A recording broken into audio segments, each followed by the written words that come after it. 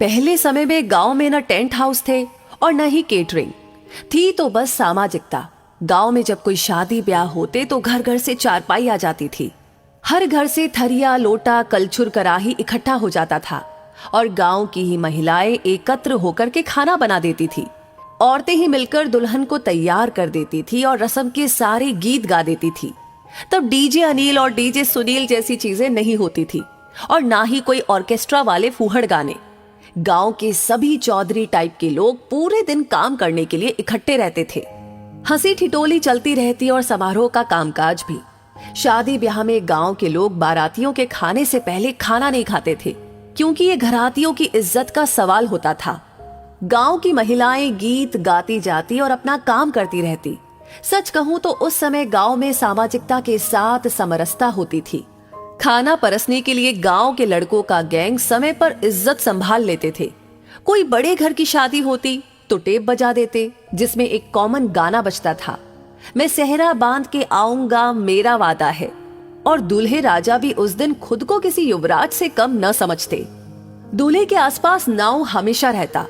समय समय पर बाल झाड़ते रहता था कंघी से और समय समय पर काजल पाउडर भी पोत देता था ताकि दूल्हा सुंदर लगे। फिर दोबारा का चार होता। फिर शुरू होती पंडित जी की महाभारत, जो रात भर चलती रहती।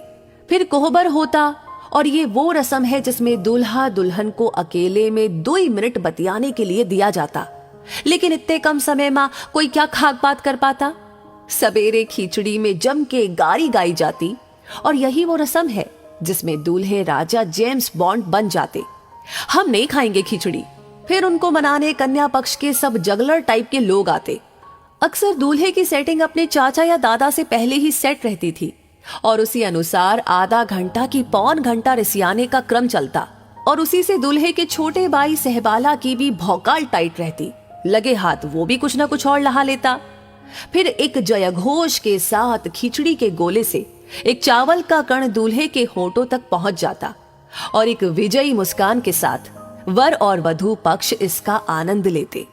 उसके बाद अचर धरुवा, जिसमें दूल्हे का साक्षात्कार वधू पक्ष की महिलाओं से करवाया जाता और उस दौरान उसे विभिन्न उपहार प्राप्त होते, जो नगद और श्रृंगार की वस्तुओं के रूप में होते। इस प्रक्रिया में कुछ अनुभवी महिलाओं द्वारा काजल और पाउडर लगे दूल्हे का कौशल परीक्षण भी किया जाता और उसकी समीक्षा परिचर्चा विवाह बाद आहूत होती थी और लड़कियां दूल्हा के जूता चुराती और 101 रुपए में मान जाती। फिर गिने चुने बुजुर्गों द्वारा माड़ो यानी विवाह के कर्म कांड हेतु निर्मित अस्थायी छप्पर हिलाने की प्रक्रिया होती। वहां हम लोगों के बचपने का सबसे महत्वपूर्ण आनंद उसमें लगे लकड़ी के शुंगों यानी कि तोता को उखाड़कर प्राप्त होता था। और विदाई के समय नकद नारायण कड़ी कड़ी 10 रुपए की नोट, जो कहीं 20 रुपए तक होती थी, वो स्वर्गिक अनुभूति होती कि कह नहीं सकते। हालांकि विवाह में प्राप्त नगद नारायण माताजी द्वारा 8 आने से बदल दिया जाता था।